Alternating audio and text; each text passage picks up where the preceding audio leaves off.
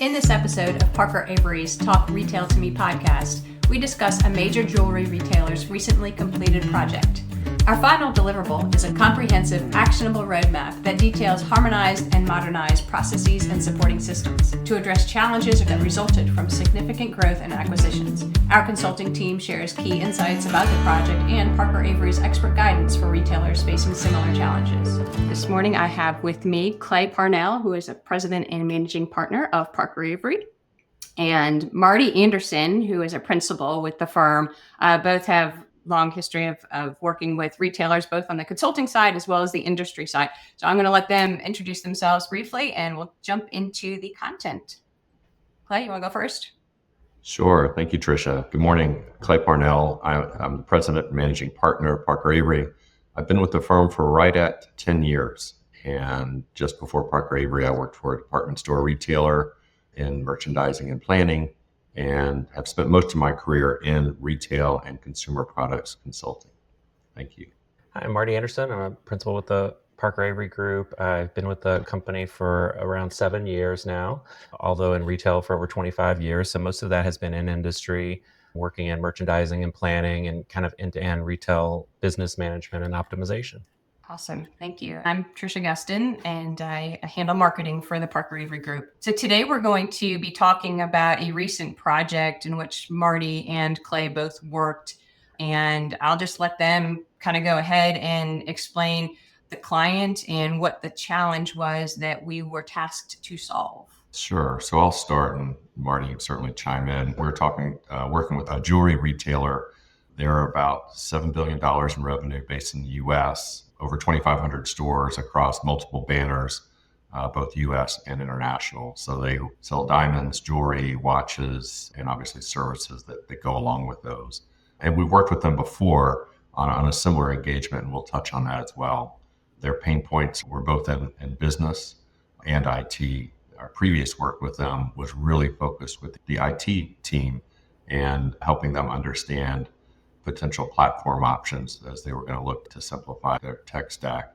They still need to do that, but now they were also coming to us because the business was talking about some of the pain points that they needed to address in fairly short order. So, Marty, I'll let you touch on that if you're ready. Yeah, I think there was layers to the project, I believe, that made parts of it more complex than others. I think this company is a large company, but also grew out of acquisition, not only organic growth. And so with that comes other complications, like you're adopting or pulling in other solutions, other processes, other organizational types.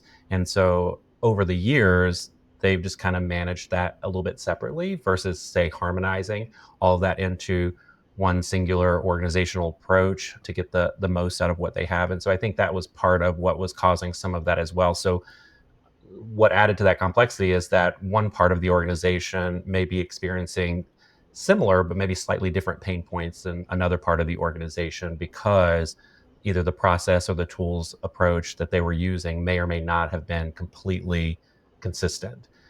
So really, to Clay's point, they wanted to expand a little bit than simply just looking at, say, their end-to-end capability assessment, which is what we had done for them in the past, but more expanding that out into processes, organizational design, understanding the complete picture of the two components of their organization to see how we might help them both modernize what they had and what they were doing, but also harmonize it so that they could get on the same page as a complete organization and start working as one organization instead of feeling like little organizations that are trying to work together, if that makes sense. Yeah, absolutely. What approach did you all use? So we used an approach that we use on other similar engagements as far as, them understand and recognize their current state challenges and compare where they are relative to industry leading practices. We help them think about what future capabilities that they wanted to enable, and then really started working on a roadmap. So it ended up being fairly broad because it was focused across the span of core merchandising, but also reached into the planning areas as well. It really touched on most of what the merchant and planning organization dealt with on a daily and weekly basis. To Clay's point, the first part of our approach is always to help them define the problem. That's always our preferred. Is we really have to be able to isolate and define what those pain points are, categorize them to understand before we can get into making any types of recommendations. And so to do that, it's around stakeholder interviews is really our starting point. When some people hear that, they think, oh, that's about the leadership. The leadership provides direction, and that's true. But when you're really looking to improve how an organization functions and how consistently they function, you really have to start digging deeper and getting down to the people who actually do some of the work. Because sometimes what the strategy, I'll call it in quotes, that the company has and what they're supposed to be doing may or may not be what the people on the ground are actually doing to get the job done. If they run into roadblocks or things aren't working the way they're intended to work, they're very creative. When you have to get your job done, sometimes you can find they're getting very creative and they're getting it done. And sometimes in some really interesting and good ways, and sometimes not so good ways. And so that's the first part, is to get the right list of people that we need to talk to who can actually help us identify and clarify what the problem and the pain points are that we're looking for. So, and at all levels of the organization, we need to understand what the management's expectations are, how they would like for the company to operate, what they're looking for as outputs, and then go lower, into that middle layer and understand how they're having to manage what they're seeing, and then going down even a step lower to the people who are actually in the solution, doing the work and understanding, what's preventing you from, say, doing a good job as you see it, or delivering what your management's asking you for. So that's the first step, really, I think, is that. And then along with that, because so much of it was systems related as well as process and org, we had to review a lot of stuff. So getting demos of their current solutions, getting walkthroughs of those tools so that we can actually see how they're operating, working in the market with a lot of different clients. We've had the opportunity to see a lot of different tools and how they work. And so having that, I think, practical experience getting walked through some of those things helps you identify more quickly. Sometimes maybe it's a configuration that you haven't seen before, or that is inefficient, or maybe there's a capability in a particular solution set that might be missing altogether. So looking at things like that, schematics, data flows between how the systems are connected, as well as performance data from the company itself, really understanding where the penetration of their business, their product types, their store types, what's really driving their business related to those.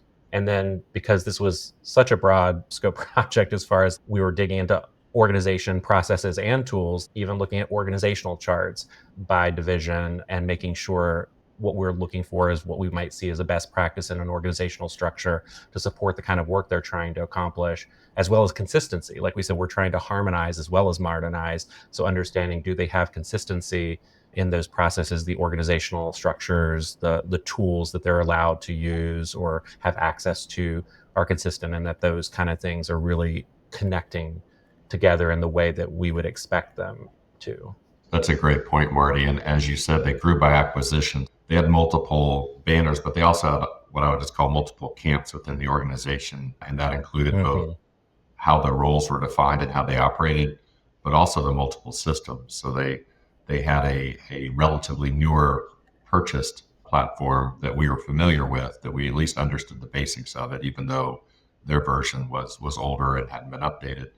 But then half of the company ran on a very custom, homegrown, developed system that was, 25, 30 years old. And so they're very different, just and fundamentally different in how they operated, the data they used, the reporting they provided.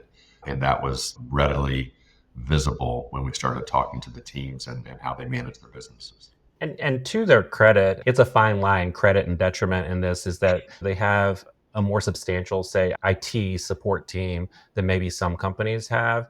And so they've gotten very creative in trying to connect these systems and processes together, developing intermediary APIs that they can push and pull data from one place to the next. And so, especially because while, as Clay mentioned, they have two approaches and two system sets that they're working on. And in some cases, depending on the solution we're talking to, more than two, up to four in some cases. When you look into how they're managing their inventory through warehouse, fulfillment, logistics, that was all getting funneled through one. So all these different approaches to how they plan and make business decisions have to be consolidated and funneled into one fulfillment strategy.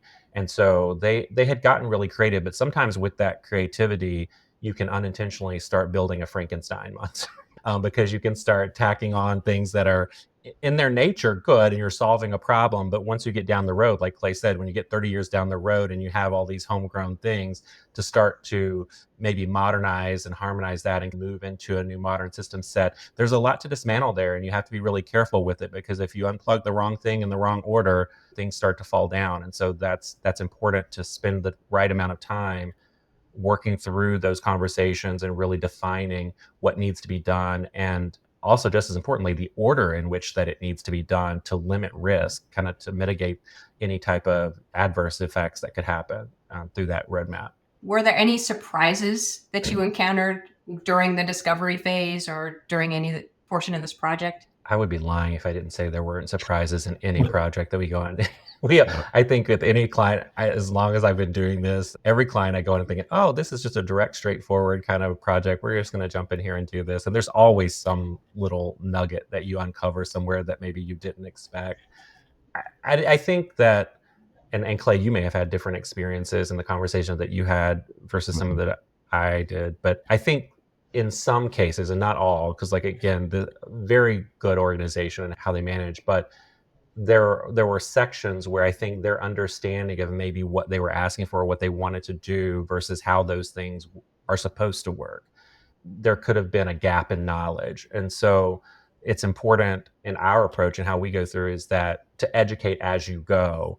So even though we're doing an assessment, we're asking a lot of questions and doing a lot of interview, there were multiple points within the interview process where I would just stop and explain to the group that I was interviewing what my expectation would have been to see. So when they're giving me an answer and I'm like, oh, that's kind of unexpected, they may say, really? How so? We thought this was really good. We thought we were doing a good job and had solved this problem. And so taking the time even to educate and say, well, really in more of a best practice or best in class thing that we've seen, this is how that should have worked, or these are the connections that we would expect, or here's the missing components that are probably driving this pain point. And you're experiencing it this way, but it's because of a gap over here. And that's why that experience is coming to you in the way that it does. Kind of like when you go to the doctor and you're like, my knee hurts, and he tells you it's a hip problem, because you need to build the muscles in your hip or something, and it sounds completely crazy to you. But those kinds of things really happen. And we ran into some of those, especially related to assortment planning and even some pricing components, as well as, like I mentioned, working into how they manage inventory, because they had already started harmonizing and modernizing. They were building in some point solutions. They weren't just sitting still. And like I said, and their IT team was also helping build integrations in between and trying to help solve those issues. And in some places they were resolving issues, and other places they just kind of created a pain in another place that they didn't expect. And so that's how I interpreted, or my experience was more educating as we go to kind of help them understand why they're feeling the pain where they were from our perspective, just because we had a different view of it than maybe they did. Yeah, that's a great point. And it's not unlike what we see with other clients as well, when you have a mix of associates that have been there for 20 and 30 years and some that have been there for 2 or 3 years. And so you've got a mix of experience with the company. And then with this client, obviously going across multiple banners and multiple platforms, there was oftentimes, as Marty pointed out, just a lack of consistency and sometimes a lack of maturity in some of the functions we talked to. One other, I don't know if I'd call it a surprise, but certainly something that we had to work through with them. One of the outcomes of our work was putting together a roadmap and a plan to address and harmonize some of the areas that Marty highlighted. And most of our clients are used to working around a busy holiday season. There's only so much you can do in the November, December timeframe. But as a jewelry retailer, especially the IT team, they were very cognizant of what they could impact the business with, not only around the holiday shopping time, but also you can only do so many things in January, February, because that leads into Valentine's Day. You can only do so much in April and May because that leads into Mother's Day. And so they were just very cognizant of big chunks of the annual calendar of when they could or couldn't plan to deploy something in the business. And that made for an interesting Tetris puzzle when we started trying to lay out a roadmap. How about success factors? What do you think was the biggest or couple biggest success factors? For me, I feel like their level of engagement was really high as we've seen in other organizations, I would say, if not higher.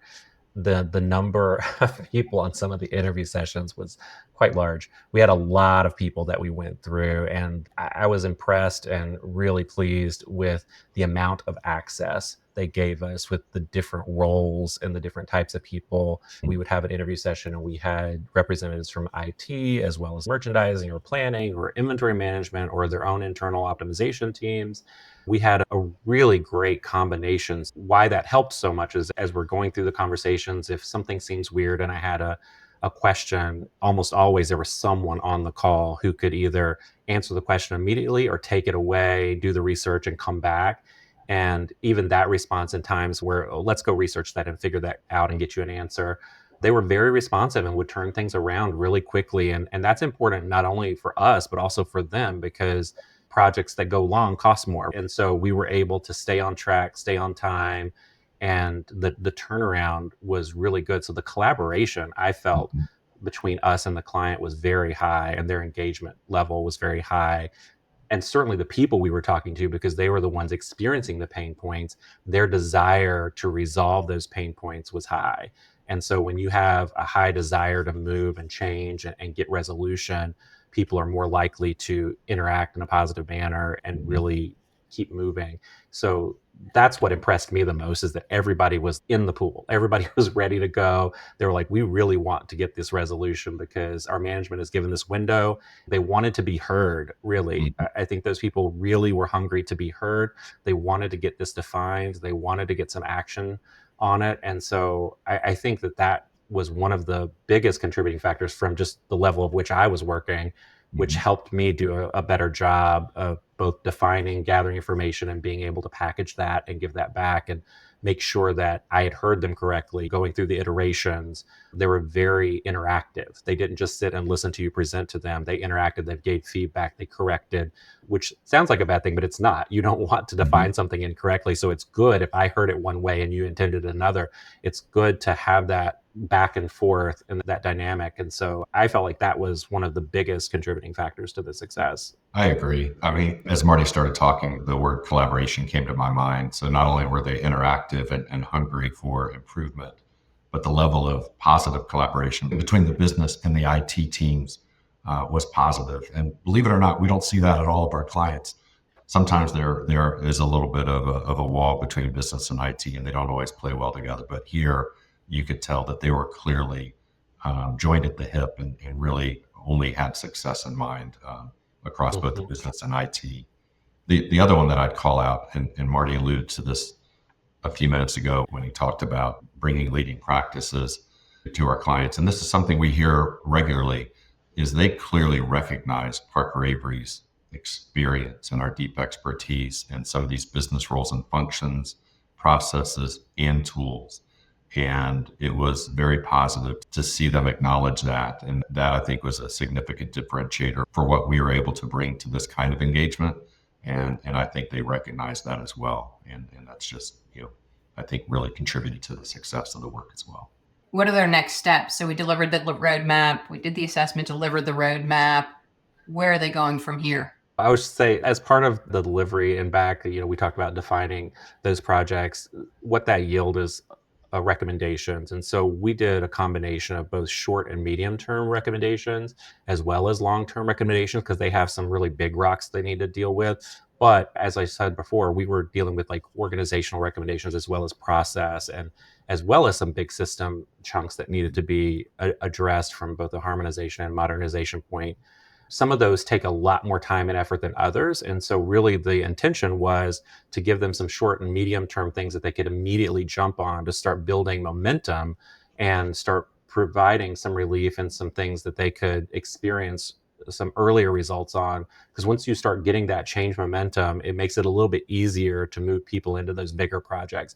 Plus, you can also spend that time planning. There's a lot of planning for very large scale transformational projects that needs to go into place, both from a selection standpoint or a budgeting standpoint, or just building and planning the teams and the actual work itself. You don't want to just jump in there without a comprehensive plan. So I think by giving them these layers of things that they could do, that was important, as well as As I was talking earlier, you have to be really conscious in the timing and the order in which you do certain things, first, second, and third, because you don't want to unplug the wrong thing too early. It can cause issues. And so helping also build them a roadmap where we made some kind of recommendations around the order of the recommendation of do these things first, and you're mixing some short, medium, and long-term things. You may think that all the long-term things come on the end, but that's not necessarily true. You have kind of this interspersal things, and sometimes that's based on dependencies of one process or solution to another. So helping them create this roadmap that was ordered in what we would think is more of an efficient way based on how they define what their long-term objectives were, I think is really helpful. And then, of course, they had also asked us to help them create a business case to understand the potential costs as well as the returns that they could experience by moving forward with this work. So I think from a next step standpoint is really taking that roadmap, understanding those business cases, and picking the things that they're going to jump on and get started with, and how they're going to tackle that and start building those plans out. Yeah, Marty mentioned the roadmap. I think it's worth calling out when we think about the kinds of work that we do with our clients. And since Marty and I have both worked for retailers as well, what we dealt with, not all retailers and some of the clients that we work with don't always have the opportunity or the time to develop a comprehensive plan and roadmap similar to what we're talking about to address a full collection of business and technical challenges as well as organizational and role challenges. Putting this together can be overwhelming. The complexity of it can't be understated. So being able to put that together, something that's very inherently complex, involving priorities, sequencing, timing, resources, investment, and then working with the client team to help them present it to their leadership and get everybody nodding their head together that first, A, they understand it, and B, it's achievable. It's a huge win just to get there, and it takes time. And even though they were nodding their head and saying, we agree with it, we believe it's achievable, it still takes them time internally to work through the planning, the resourcing, the budgeting process. So that's what they're currently doing. As is typical with many of our retail clients, they have a late summer, early fall planning and budgeting process for the following year. So we've been in regular contact with them on their status and helping address some questions along the way. So we are jointly looking forward to some follow-on next steps. For other retailers that have similar challenges and don't know where to start, what would you, besides give Parker Avery a call, what would you recommend that they start with? You kind of stole the words out of my mouth. I would say my normal response is get started. To my experience, where companies just kind of struggle a little bit is getting their arms around and getting started. And it doesn't have to be perfect out of the gate, but just get started. Find a partner that you can work with. Hopefully it's us. Or even if it's building your internal team that can focus the problem down. Sometimes is a disconnect too, is that companies may or may not have the right people assigned to it, someone who's really focused on it. But get started. It's not going to go away by itself. Get started defining it. Get started building out your roadmap to what Clay just said. If you don't have a well-defined roadmap, then how do you know what's on your plate, what you're even going to start doing? Because at least then you can start defining those manageable bites that you can consume. And so maybe you have a 3-year roadmap, and looking at that at one point is just overwhelming, but you're not going to do it all at once. So what is that first step? What's the most important thing? What's the biggest pain that you really need to go away? And let's work that one down. And then let's take on the next one. And then let's work that one down. I think some people get frozen because it seems overwhelming, or they are thinking of it in too large of a scale. And so they just kind of get paralyzed and like, oh, we can't do that. It's going to be too much money, or it's going to be too much effort.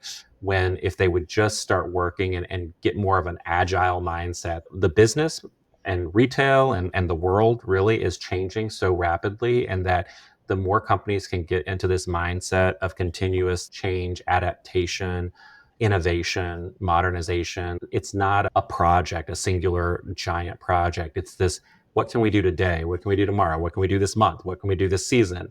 And get in that rotation of there's something that we can do, and let's just get started. And as we start unraveling and pulling on those threads, that knot will come loose. Yeah, great point. In addition to what Marty said on just getting started, sometimes our clients call us and say, okay, we've been putting off this fill in the blank, planning project, allocation project, whatever. Now we're ready to get started and get it done. Oh, we need to get everything done in the next 6 months. And they haven't really thought through because they didn't put a plan together. They don't even know how long it will take them to think about requirements, to select software, to think about process, enroll applications, and all of those take time. So it's important, to Marty's point, don't wait to at least identify the steps, identify what's going to be required. It's not a huge lift to do, depending on the scope, a rapid assessment and roadmap project. It only helps you plan, it only helps you budget accordingly and think about resourcing for when you're ready and to understand those steps so that you're not saying, well, I had a placeholder in my budget right now to start this project, but I have no idea what actually those steps are and how long it's going to take. So thinking about it holistically in advance, putting that plan together, it's kind of a no-brainer. We offhandedly say call Parker Avery. We really would like anyone struggling with these same challenges to give us a call. A discovery call may help you unravel, like Marty said, some of those knots just even a little bit. And if that can help you get started, then by all means, we would love to entertain that. Appreciate you guys coming on this early morning before you get started into more client work. I know, Clay, you're going on some store visits over in Georgia, and Marty, I'm sure you're up to your eyeballs still in enterprise intelligence stuff. So appreciate you being on the podcast with me today, and we will talk to you again soon. Thank you. Great. Thank you. That's a wrap for this episode of Talk Retail to Me.